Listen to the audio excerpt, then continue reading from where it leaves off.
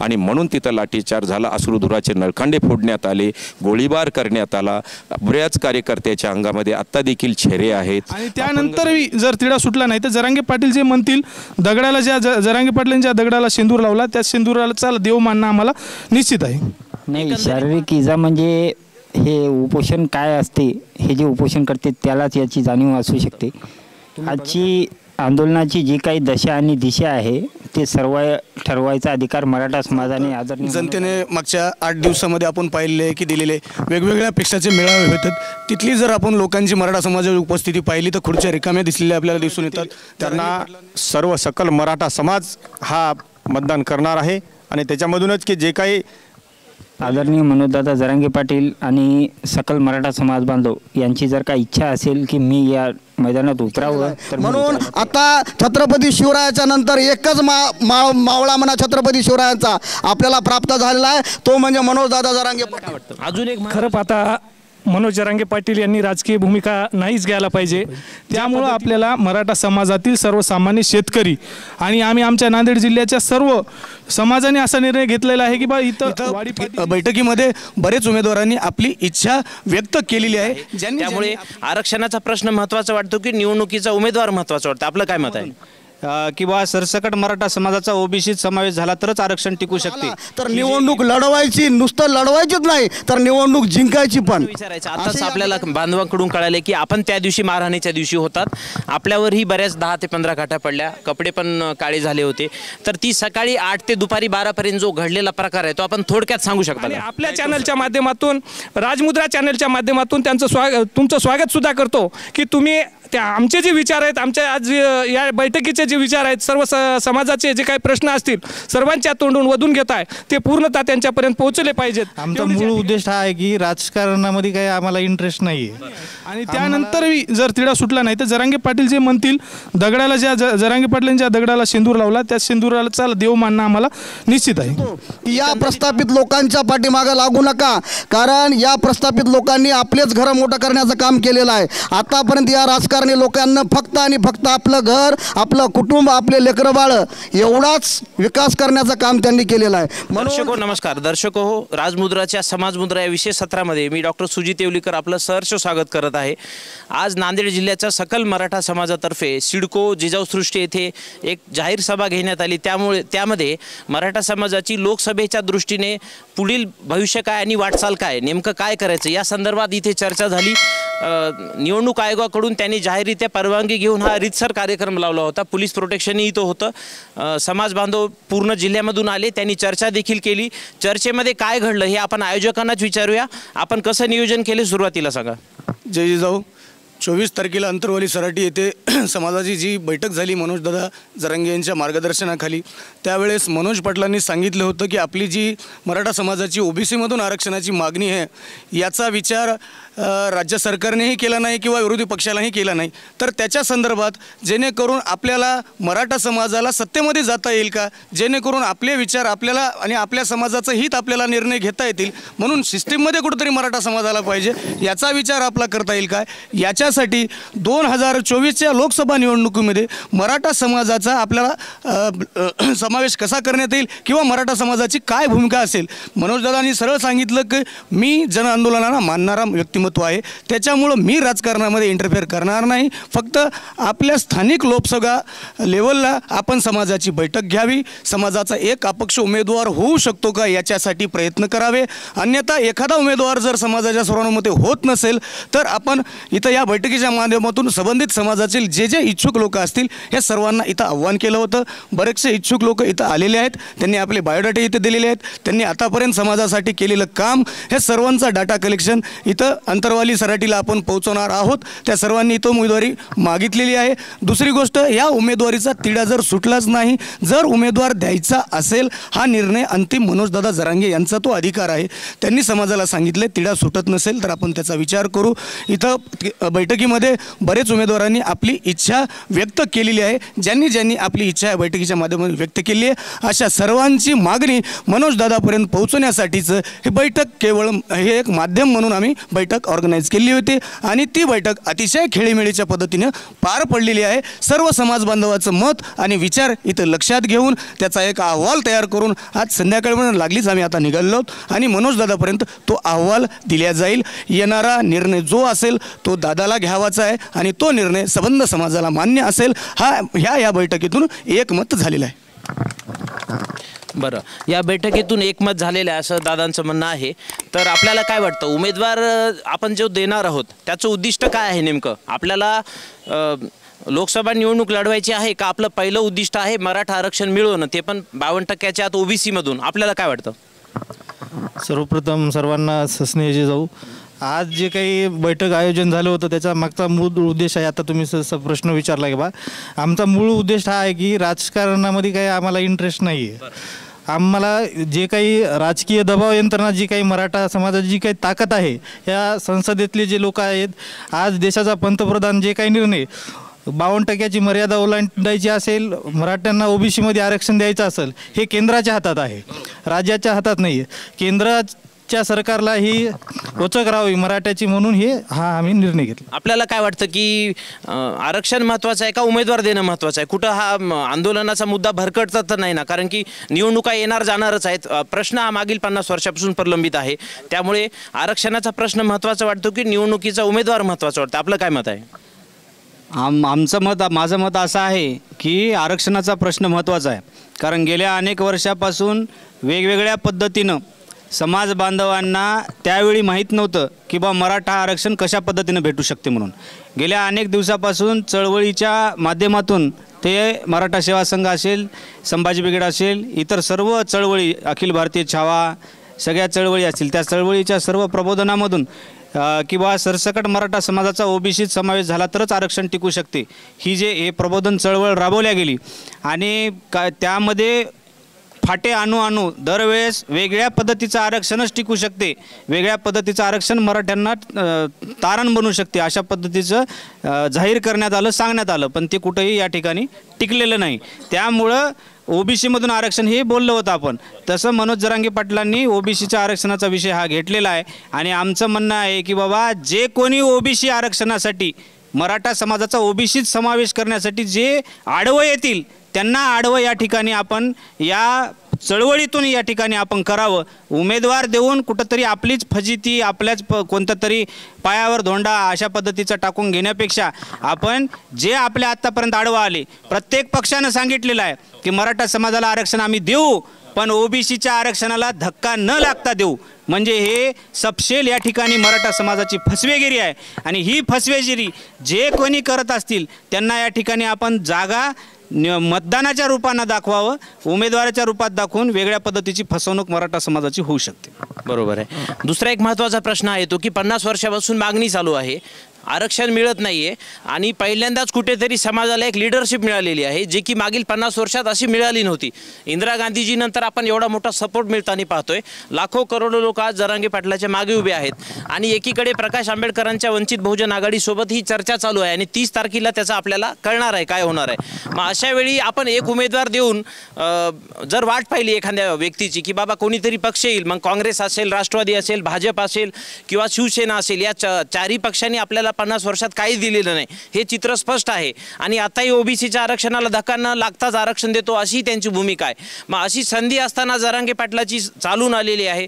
वंचित सोबत आघाडी होऊन जरांगेंनी जर राजकीय भूमिका घेतली तर ती योग्य राहील का? कारण की आमदार लोक, खासदार लोक खोटे राजीनामे देताना आपण पाहतोय, राजीनामे देत नाहीत, परत त्यांना तिकीट पण देण्यात येत आहे. अशी परिस्थिती असताना हे लोक आपल्याला आरक्षण देतील असं वाटत नाहीये. दुसरा महत्त्वाचा मुद्दा आहे की एवढी मोठी 32% 34% समाजात जर मराठा समाज जर जरांगेच्या मागे असेल तर त्यांनी राजकीय भूमिका घ्यायला काय हरकत आहे?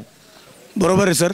आत्ताच माझ्या मित्रांनी म्हटल्याप्रमाणे सगळ्यात महत्त्वाची मागणी आहे की मराठा समाजाला ओबीसीमधून आरक्षण द्यावे.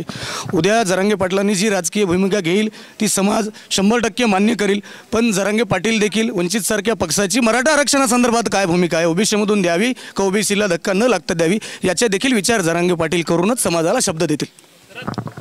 दुसरा महत्त्वाचा एक प्रश्न आहे की जर प्रस्थापित पक्ष आरक्षणच देत नसतील तर आपण उपोषण किती दिवस करणार, आत्महत्या किती दिवस करणार? मगाशीच मी बोललो कार्यक्रम सुरू व्हायच्या आधी 200पेक्षा जास्त लोकांनी मागच्याच वर्षी आत्महत्या केल्यात. कालही एका 16 वर्षाच्या मुलांनी गळफास घेतलेला आपण सगळ्यांनी पाहिलेला आहे. मग या पक्षांविरुद्ध किंवा या सरकारविरुद्ध आंदोलन करून आपल्या 3 पिढ्या बर्बाद झाल्यात. आता 4थी पिढी लहान आहे. हे बघा, हे लहान मुलगा इथं आहे. मग आता मला एक प्रश्न हा पडलाय की यांच्या मागे आंदोलन करत लागण्यापेक्षा सत्ता जर स्वतःत घेतली आणि हातामध्ये जर घेतली आणि जरांगेच जर भविष्यात मुख्यमंत्री होऊ शकले महाराष्ट्राचे आणि त्यांनी जर काय करू शकले तर आपल्या सगळ्याचं काय मत आहे? यस, बरोबर आहे. मी या ठिकाणी असं सांगू शकतो की गेल्या अनेक वर्षापासून या प्रस्थापित राजकीय लोकांनी मराठा समाजाचा फक्त यूज अँड थ्रो वापर करून घेतलेला आहे. कुठंच कसल्याच प्रकारचं आरक्षण देण्याचा मुद्दा त्यांनी आणलेला नाही. आज महाराष्ट्रामध्ये मनोज जरांगे पाटलाच्या माध्यमामधून एक अशी जनचळवळ, असं एक आंदोलन निर्माण झालेलं आहे की आज जे काही प्रस्थापित लोक आहेत, जे काही आज सरकार आहे, या सरकारच्या पायाखालची वाळू घसरलेली आहे. म्हणून यांना वेगवेगळ्या पक्षातून लोक आयात करावं लागलेत. एकच धसकी आहे फक्त, ती म्हणजे मनोजदादा जरांगे पाटलाची. पण मी या मीटिंगच्या माध्यमामधून किंवा तुमच्या चॅनलच्या माध्यमामधून सकल मराठा बांधवांना सांगू इच्छितो की मनोजदादा जरांगे पाटील हे काही राजकीय पुढारी नाहीत. त्यांनी काही राजकारण करणार नाहीत. परंतु राजकारणामध्ये जे लोक प्रस्थापित उभं राहिले आहेत, ज्यांनी आजपर्यंत आपला वापर करून घेतलेला आहे, त्या लोकांना आपल्याला मतदान करायचं नाही. आणि मनोजदादा जरांगे पाटील जे उमेदवार देतील किंवा उमेदवार नाही देतील तरी मनोजदादा जरांगे पाटील ज्यांच्यासोबत जुळून घेतील त्या लोकांच्या पाठीमागे आपल्याला राहायचं आहे. आणि एकमेव माणूस जर आरक्षण या मराठा समाजाला जर कोणी देऊ शकत असेल तर तो म्हणजे मनोज जरांगे पाटील आहेत. आणि त्यांच्याच मार्गदर्शनाखाली आपल्याला हे आरक्षण मिळवायचंच आहे. मग ते आरक्षण मिळवण्यासाठी जर या सरकारचं नाक दाबवण्यासाठी निवडणूक लढवायची जर वेळ आली आणि मनोजदादा जरांगे पाटलांचा जर आदेश आपल्याला आला तर निवडणूक लढवायची, नुसतं लढवायचीच नाही तर निवडणूक जिंकायची पण, असे या ठिकाणी आपल्या सकल मराठा बांधवाची या ठिकाणी भूमिका असणार आहे. आणि मी या तुमच्या चॅनलच्या माध्यमामधून जे कोणी घरी आहेत सगळे सकल मराठा बांधवांना एक आवाहन करू इच्छितो की या प्रस्थापित लोकांच्या पाठीमागे लागू नका. कारण या प्रस्थापित लोकांनी आपलेच घरं मोठं करण्याचं काम केलेलं आहे. आतापर्यंत या राजकारणी लोकांना फक्त आणि फक्त आपलं घर, आपलं कुटुंब, आपले लेकरं बाळं एवढाच विकास करण्याचं काम त्यांनी केलेलं आहे. म्हणून आता छत्रपती शिवरायाच्या नंतर एकच मावळा म्हणा छत्रपती शिवरायांचा आपल्याला प्राप्त झालेला आहे, तो म्हणजे मनोजदादा जरांगे पाटील. अजून एक महत्त्वाचा प्रश्न तयार होतो की आपण पाहिलं 8-9 ऑगस्टला तिथं हल्ला झाला, महिलांना गोळीबार झाला, पायामधून गोळ्या काढण्यासाठी मुंबईला काही महिला ॲडमिट होत्या, मुलांनाही बऱ्याच ठिकाणी टाके पडले, 50 ते 60 लोकांना शिवून काढावं लागलं, टाके एवढे जास्त पडले होते, मारहाण झाली, गुन्हे पण दाखल झाले. महाराष्ट्रात बरेच गुन्हे बाहेर मागे पण घेण्यात आलेले नाहीत. असं असताना जर सत्तेमध्ये जर जरांगे पाटील गेले आणि सत्ता जर काबीज झाली तर आपल्याला आंदोलन करण्याची गरज नाही. जी मागणी करायची ती मागणी पण पूर्ण होईल आणि मराठा समाजातील तरुणांचे किंवा जे बेरोजगार तरुण आहेत त्यांच्या आत्महत्या पण थांबतील. तर यासाठी जरांगे पाटलांनी राजकीय भूमिका घेणं गरजेचं आहे का समाजकारणच करणं गरजेचं? आपल्याला काय वाटतं? खरं पाहता मनोज जरांगे पाटील यांनी राजकीय भूमिका नाहीच घ्यायला पाहिजे. ज्या पद्धतीनं हे जन आंदोलन चालू आहे, गेल्या काही अनेक वर्षापासून आमचा प्रश्न मराठा आरक्षणाचा कितपत पडला होता आणि यासाठी आम्ही आमचे माणसं म्हणून या सभागृहामध्ये आमचे विचार मांडण्यासाठी, आमचे प्रश्न सोडण्यासाठी सभागृहामध्ये पाठवलं असताना एकही माणूस त्या ठिकाणी आमच्या जातीचा सुद्धा आणि मतीचा सुद्धा असणारा माणूस आमचे प्रश्न त्या ठिकाणी सोडवला नाही. म्हणून आम्हाला कुठंतरी हे जन आंदोलन उभा करण्याची वेळ आलेली आहे. गेल्या 400 वर्षानंतर छत्रपती शिवरायांच्या नंतर जर बघितलं तर मनोज जरांगे पाटील यांच्याच माध्यमातून एक मोठी चळवळ उभा टाकलेली आहे आणि सर्व समाज आज त्यांच्या विचाराला आणि त्यांच्या कार्याला मानून आम्ही एकत्रित आलेलो आहोत.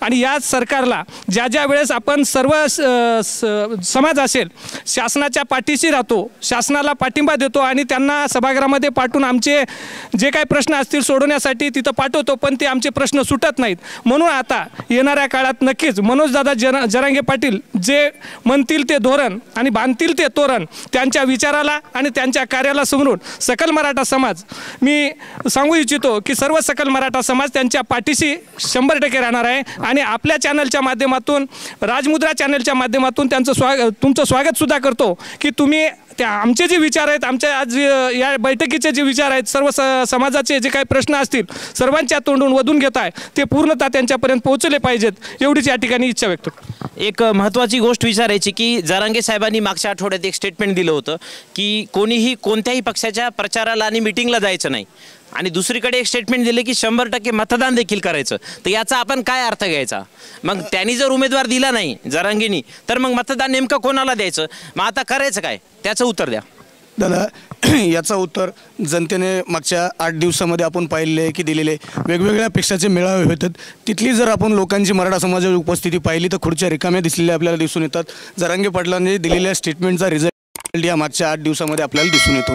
त्यांनी जरी समोरच्या फोटो दाखवले असतील तर आपल्यासारखे वस्तुनिष्ठ पत्रकार जे लोक आहेत त्या लोकांनी ॲक्च्युअली राजकीय लोकांच्या सभेला समाज कितपत हजेरी लावतो हे दाखवलेलं आहे. जरांगे पाटलाचा शब्द समाजाने किती मनावर घेतला आहे हे आपल्याला याच्यातून दिसून आलेलं आहे.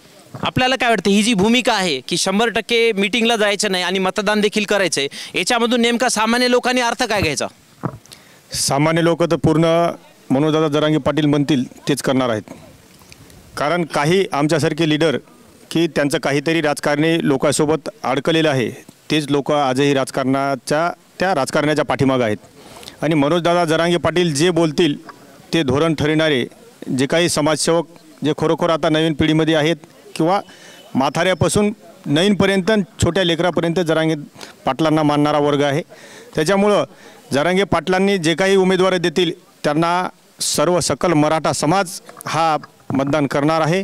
आणि त्याच्यामधूनच की जे काही पहिले राजकीय पक्ष म्हणले होते की ओबीसीला धक्का न लावता आम्ही मतदान करणार, आरक्षण देणार, तसंच आता त्या राजकीय पक्षांना त्यांच्या बटनाला न धक्का लावता मतदान हे मराठा समाज करणार आहे. त्याच्यामुळं मनोजदादा म्हणतील तसं सर्व काही घडणार आहे. ही सर्वांना मराठा समाजांना समाधान जोपर्यंत मनोजदादाची म्हणणं पूर्ण होत नाही तोपर्यंत मराठा समाज पाठीमागे राहणार आहे आणि आरक्षण मिळेपर्यंत सुद्धा पाठीमागे राहणार आहे. आपण नेहमी पाहत असतो मीडियाच्या माध्यमातून की ओबीसीच्या प्रश्नासाठी छगन भुजबळ असतील किंवा वडेट्टीवार साहेब असतील, काँग्रेसचे, राष्ट्रवादीचे नेते असतील, भाजपचे तुमचे पडळकर असतील, हे 4-5 पक्षाचे लोक सगळे विवाद सोडून एकत्र येतात. सांगलीमध्ये, नागपूरमध्ये, पुण्यामध्ये सभा घेताना दिसतात.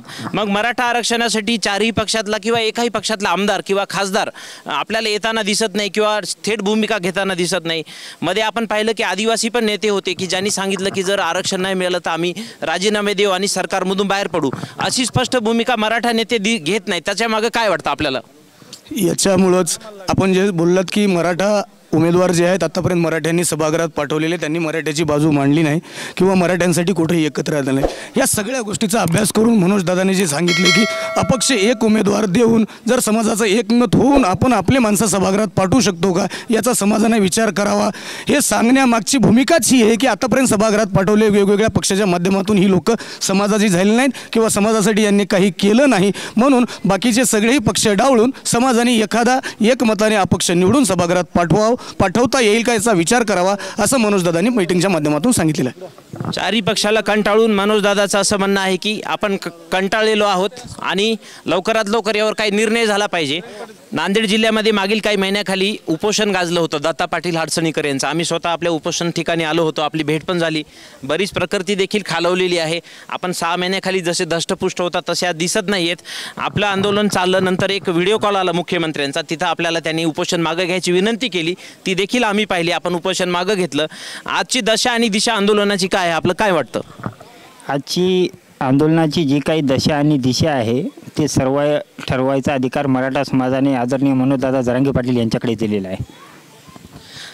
आपण उपोषणाला बसलात, सगळ्यांनी पाहिलेलं आहे आणि मनोजदादांनी जर आपल्याला पसंती दिली अपक्ष म्हणून तर आपलं काय मत राहील?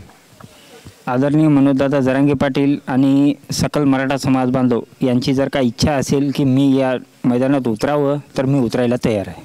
अतिशय सामान्य घरातून कुटुंबातून शेतकरी कष्टकरी असे आमचे हडसणीकर दादा आहेत आणि आपण यांना पाहतच आहोत सगळेजण.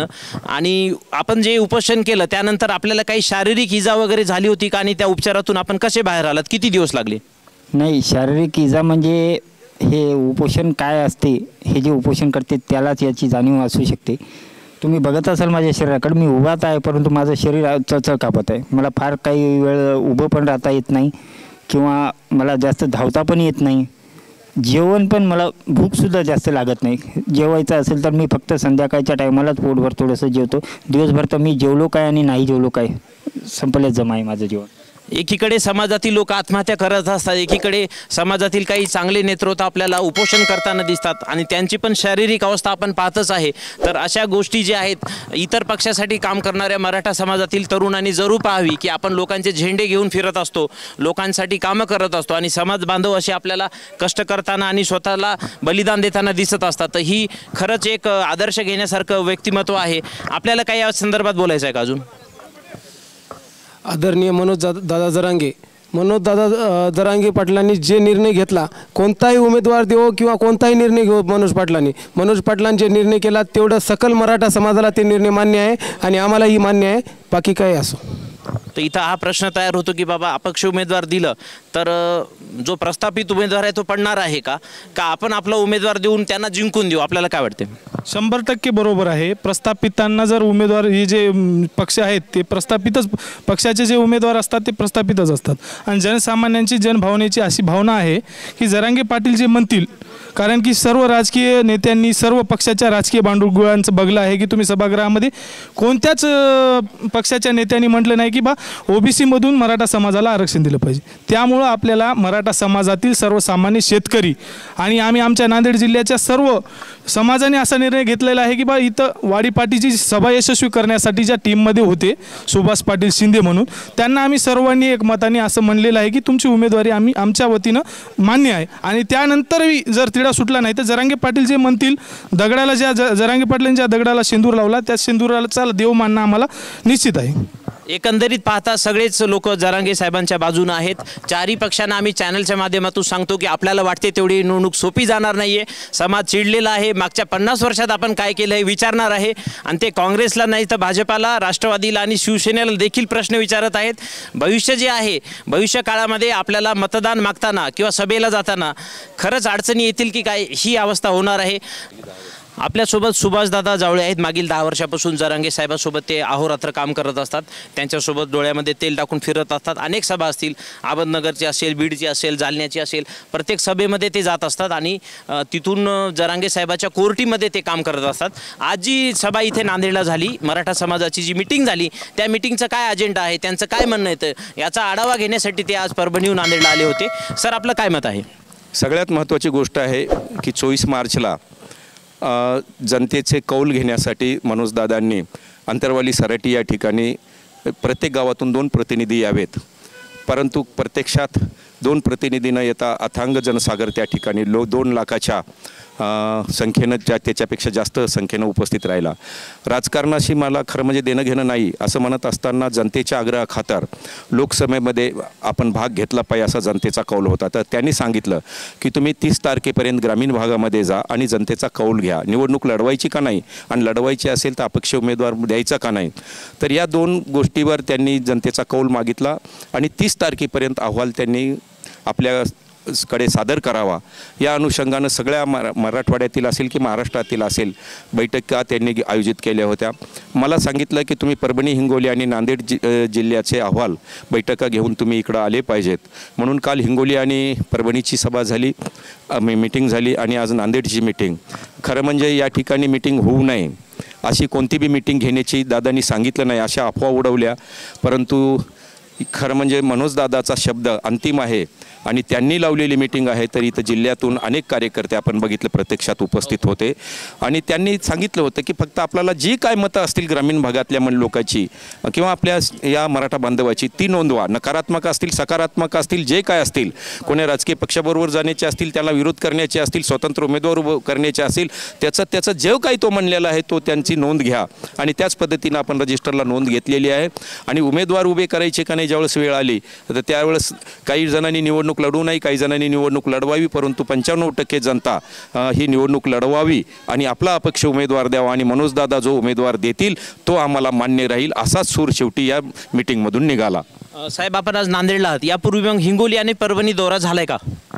हिंगोली दौरा बी झाला आणि परभणी दौरा बी झाला आणि हिंगोलीचा अहवाल, परभणीचा अहवाल आणि आज नांदेडचा अहवाल हे तिन्ही बी अहवाल आज संध्याकाळपर्यंत दादाकडे जाणार आहेत. कारण त्यांना उद्या 30 तारखेला या अहवालाच्या अनुषंगानं निर्णय घेता यावा, जनतेचा कौल का आहे.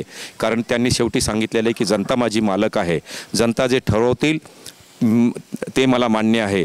आणि जनता नेहमी सांगते, आता आपण ज्या ज्या ठिकाणी चाललेलो जनता सांगते की मनोजदादावर आमचा पूर्ण विश्वास आहे. मनोजदादा जे सांगतील ते आम्हाला मान्य आहे. बरं, आपल्याला काय वाटते, नांदेडमधून जो रिस्पॉन्स आला त्याला पाहून आपल्याला काय वाटते, ही अपक्ष निवडणूक लढवावी का मराठा समाजाने? सगळ्यात महत्त्वाची गोष्ट आहे, जास्तीत जास्त इथून असे मत नोंदवण्यात आलेले ग्रामीण भागातले जनतेचा आणि जे कोणी राजकीय पक्षाचे हस्तक नसतील, जे कोणी संघटनेचे कार्यकर्ते नसतील, सर्वसामान्य जनतेनं 95% जनतेनं असं सांगितलेलं आहे की इथं आपला उमेदवार दादांनी दिला पाहिजेत, निवडणूक लढवली पाहिजेत, उद्याच्याला येऊत किंवा जाऊत, परंतु मराठ्याची ताकद मात्र ही कळाली पाहिजेत. हे मात्र इथला संदेश आज इथल्या जनतेने दिलेला आहे. मराठ्यांची ताकद काय ही मात्र कळाली पाहिजे असा संदेश जरांगे पाटलांनी दिला आणि तो संदेश घेऊन जावळे पाटील नांदेडला आले आहेत. आज त्यांनी सभेला हजेरी पण लावली, आढावा पण घेतला, इथून जे काय मत आहे ते त्यांनी घेतलेलं आहे. अजून एक मराठा बांधव बोलायला इच्छुक आहेत. काय म्हणणं आहे आपलं सांगा. मी विवेक पाटील, मराठा क्रांती मोर्चाचा राज्य समन्वयक आहे. आणि ज्यावेळेस अंतरवली सराटी येथे लाठीचार्ज झाला त्यावेळेस त्या क्रांतीचे साक्षीदार हे सुभाषदादा जावळे पाटीलच होते. त्यांचंच भाषण चालू असताना तिथं लाठीचार्ज झाला आणि त्याचा साक्षीदार मी आहे. त्यामुळे या सरकारने आमच्याकडे त्याचे पुरावे आहेत, मोबाईलमध्ये माझ्याकडे त्याचे पुरावे आहेत. दादांचे कपडे सगळे काळेबोर झाले होते, दादाच्या पाठीवर 10-15 काट्या पडल्या होत्या, माझ्या अंगावर 4-5 काट्या पडल्या होत्या. तुमचे एक पत्रकार आहेत सुदर्शन चॅनलचे आमचे अरविंद जाधव, त्यांनी सगळी पूर्ण शूटिंग घेतलेली आहे त्या दिवशीची आणि मीच दादाला घेऊन गेलो होतो तिथं. त्यामुळं आम्ही साक्षीदार आहोत. आणि इलेक्शनमध्ये मनोजदादांनी उमेदवार उभा करायलाच पाहिजे. मराठ्यांची ताकद काय ते एकदा सरकारला कळाली पाहिजे. त्यासाठी सर्व महाराष्ट्रातील मराठे मनोजदादा जे म्हणतील त्यांच्यासोबत राहतील. एक महत्त्वाचा प्रश्न विचारायचा. आताच आपल्याला बांधवांकडून कळाले की आपण त्या दिवशी मारहाणीच्या दिवशी होतात, आपल्यावरही बऱ्याच 10 ते 15 काट्या पडल्या, कपडे पण काळे झाले होते. तर ती सकाळी 8 ते दुपारी 12पर्यंत जो घडलेला प्रकार आहे तो आपण थोडक्यात सांगू शकता का? नाही, तो सकाळी ठरलेला नाही आहे, तो खरं म्हणजे 4:30-5 वाजताच्या पुढं ठरलेला म्हणजे हा झालेला प्रसंग आहे. खरं म्हणजे सरकारने आंदोलन मोडून काढायचंच या हिशोबाने अंतरवाली सराटी या ठिकाणी जाणारे रस्ते बंद केले होते. त्या ठिकाणी पूर्ण तयारीनिशी म्हणजे लाठीचार्ज करायचाच आहे, बळजबरीनं आंदोलन चिरडून टाकायचं आहे, मनोजदादांना त्या ठिकाणून उचलायचंच आहे या तयारीत आले होते. परंतु त्या ठिकाणी माझं भाषण चालू असताना त्यांना वाटत होतं की दादा इलाज करू देणार नाहीत, परंतु दादांनी इलाज देखील करण्यासाठी मान्यता दिली होती. आम्हाला वरून आदेश आहेत, दादांना मरू द्यायचं नाही म्हणून आम्हाला इथून उचलून नेलं पाहिजेत.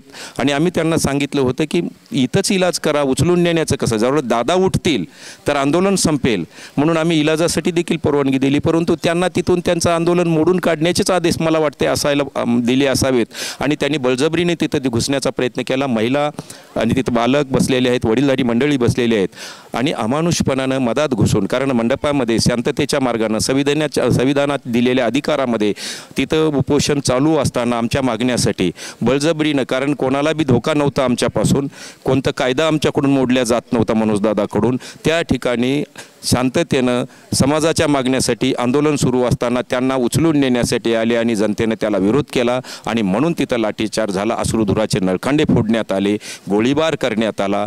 बऱ्याच कार्यकर्त्याच्या अंगामध्ये आत्ता देखील चेहरे आहेत, अपंग झालेली मंडळी आहे, म्हणजे ही महिलांना देखील त्या ठिकाणी जखमी झाल्या. आणि म्हणूनच उभ्या महाराष्ट्रातला नव्हे तर ह्या देशातला मराठा रस्त्यावर उतरलेला आहे आणि मनोजदादांनी सांगितलेलं आहे की हे आंदोलन आपल्याला लढायचंच आहे, परंतु तुम्ही बलिदान देऊ नका, आत्महत्या करू नका. आत्तापर्यंत 300च्या वर मावळ्यांनी आत्महत्या केलेल्या आहेत हो. आणि लढाई खरं जर आपल्याला जिंकायची असेल तर ती मारून लढाई जिंकल्या जाते, मरून लढाई कधी जिंकल्या जात नाही. म्हणून या माध्यमातून दादा सांगत आहेत की कुणी बी आपल्या मावळ्यांनी आत्महत्या करू नका आणि मालमत्तेचं बी नुकसान नाही करायचं आणि रस्त्यावरची लढाई लढत असताना कोणाच्या जीवाला धोका नाही ना आपण बी स्वतः देखील धोका जायचं नाही. संविधानाने दिलेल्या मार्गानं, शांततेच्या मार्गानं आपल्याला आंदोलन करायचं आहे आणि म्हणूनच सगळ्या राजकीय पक्षाला आता त्यांची धास्ती वाटायला लागलेली आहे. हा कायदा बी मोडत नाही, रस्त्यावर तर लाखो लोक यायला लागलेले आहेत आणि रात्री अपरात्री देखील त्यांच्या सभेसाठी थांबायला आलेले आहेत. आणि म्हणून काही आता राजकारण्यांनी पिल्लावळ सोडलेली आहेत की यांनी राजकारणामध्ये उतरू नये आणि म्हणून ह्या सभाच होऊ नयेत, ह्या मिटिंगाच होऊ नयेत, इथं उमेदवारच त्यांनी उभे करू नयेत, मराठ्याची ताकद कळूच नाही, हे त्यांना जे वाटतं विरोधकांना. आता मनोजदादांनी आदेश दिल्यानंतर एखादा दगड बी दिला तर जनता त्या दगडाला देखील मत दिल्याशिवाय राहणार नाही, हा जनतेचा ग्रामीण भागातला कौल आहे. दर्शको, चित्र स्पष्ट होते की जरांगे साहेबांनी जो माणूस दिला तोच आता फायनल राहील असं म्हणणं आहे. सुभाष जावळे पाटलांना जे अनुभव आला, जी मारहाण झाली, आजही महिलांच्या आणि मुलांच्या शरीरामध्ये छर्रे शिल्लक आहेत, त्यामुळे इतर पक्षाचं काम करणाऱ्या कार्यकर्त्यांनी जरूर यांचं ऐकावं की बाबा समाजकार्य म्हणजे काय आहे आणि कसं करायचं असतं. सकल मराठा समाजाची जी मीटिंग झाली त्यामध्ये काही कार्यकर्ते आज इथं आहेत, मराठा समाजाचे बांधव इथं उपस्थित आहेत. काय म्हणणं आहे त्यांचं आपण बघूया. सांगा काय म्हणता आपण. अंतरवली सराटी येथे झालेल्या अत्याचाराचा बदला घेण्यासाठी निवडणूक लढून एक वेळेस या प्रस्थापित राजकर्त्यांना दाखवून द्यायचे की आम्ही कमी नाही. आपल्याला काय वाटते. या ठिकाणावर अशी गोष्ट आहे, गेल्या 29 ऑगस्टपासून जे आंदोलन होऊ घातलेलं आहे महाराष्ट्रात आणि जरांगे पाटलाच्या माध्यमातून समाज एकत्र झालेला आहे. आमचा 34-36% जो काही समाज असेल तो समाज एकत्रित झालेला आहे आणि तो निर्णायक क्षणावरती येऊन हे आंदोलन आमचं टेकलेलं आहे. म्हणजे या माध्यमातून की राजकर्त्यांना गादीवरून खेचून आमचा हक्क ते देत नसल्या कारणानं आम्ही त्या सत्तेमध्ये सामील होऊन आमचा हक्क आम्हीच घ्यायचा आहे आणि सर्वसामान्यांचे सोनेरी दिवस आणायचे आहेत आम्हाला. यासाठी आम्हाला आमच्या सर्वसामान्य शेतकऱ्यातून ज्याला कसल्याच पदाची खुर्चीची, आता तुम्ही बघत असाल प्रत्येक सभेमध्ये जरांगे पाटील कोणत्याच खुर्चीवरती बसत नाहीत, म्हणजे आम्हाला खुर्चीचा मोह नाही. त्या माध्यमातून आम्ही ह्या शेतकऱ्याच्या कुटुंबातील एक व्यक्ती, आमच्या नांदेड जिल्ह्यामध्ये सर्व परिचित असणारा, गेल्या 5 ते 6 महिन्यापासून जरांगे पाटलांच्या माध्यमातून प्रत्येक त्यांच्या जो काही त्यांनी निर्णय दिलेला आहे त्या निर्णयाशी फॉलो करून हे सुभाष पाटील शिंदे शेतकऱ्याचा मुलगा म्हणून आम्ही सर्वानुमते, सर्व संघटना असतील सर्व, आणि जे कोणी इलेक्शन घेऊ नका म्हणून जे म्हणत आहे त्यांना एवढंच आहे की त्यांना वाटत आहे की संघटनेचे याला उमेदवारी दिली त्याला उमेदवारी हेवा देवा होते, म्हणून मग हेवा देवा जर करायचा नसेल तर शेतकऱ्याचा मुलगा देऊन आपण सर्वांनी त्याच्या पाठीमागे राहून किंग मेकर बनून या शेतकऱ्याच्या मुलाला निवडून आणण्याचं मराठा समाजानं ठरवलेलं आहे. आपल्या काही मित्रमंडळीचं आणि कार्यकर्त्यांचं म्हणणं आहे की आपल्याला उमेदवारी दिली तर आम्ही आपला प्रचार करू आणि कामही करू. आपलं वैयक्तिक काय मत आहे सांगा. जर मनोज पाटलांनी आदेश दिला तर काही हरकत नाही. मनोज पाटलांनी जर दुसरा एखादा उमेदवार दिला तर आपण काम करणार का. बिलकुल. मनोज पाटलांनी कुणाची उमेदवारी जाहीर केली तरी पूर्ण प्राणपणानं त्यांना निवडून आणण्याचा आपला कुठेही स्वार्थ नाहीये. बिलकुल काही नाही, बिलकुल काही नाही. मनोज पाटील सांगतील, जे दिशा सांगतील ते दिशा आमची. मनोज पाटलांनी जो उमेदवार देईल तोच आमचा उमेदवार राहील, आम्ही त्याच्यासाठी काम करू असं समाज बांधवांचं म्हणणं आहे. राजमुद्रासाठी मी डॉक्टर सुजित येवलीकर, सिडको, नांदेड. मनोरंजनाचं प्रबोधन, करमणुकीचं उद्बोधन, बातमी अचूक, माहिती बिनचूक. पाहत रहा राजमुद्रा न्यूज लाईव्ह.